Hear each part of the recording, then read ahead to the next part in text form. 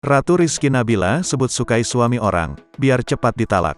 Mantan istri Alfat Fathir, Ratu Rizky Nabila cerai kembali dengan suami barunya Ibrahim Alhami. Perceraian Ratu Rizky Nabila kini menjadi perbincangan lantaran usia pernikahannya baru 3 hari. Mantan suami Ratu Rizky Nabila, Ibrahim Alhami pun membeberkan alasan sang artis meminta cerai dari dirinya. Dikatakan Ibrahim, ibu anak satu ini meminta talak karena masih mencintai pria lain. Parahnya, kata Ibrahim, pria lain yang dicintai Ratu Rizky Nabila itu masih berstatus suami orang. Pernyataan Ibrahim Alhami itu pun langsung ditanggapi oleh Ratu Rizky Nabila. Ratu dengan tegas membantah tudingan mantan suaminya yang menyebutnya mencintai suami orang.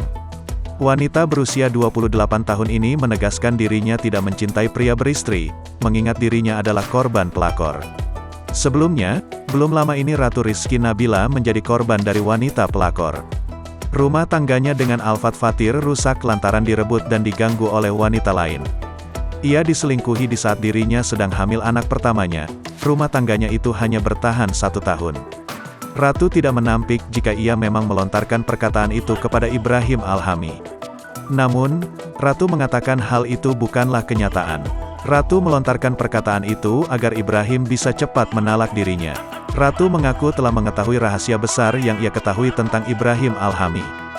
Janda anak satu ini tak ingin membeberkan alasannya tak sudi menjadi istri Ibrahim Alhami. Meski baru saja menikah 3 hari dan akhirnya bercerai, Ratu Rizky Nabila mengaku tak menyesali keputusannya.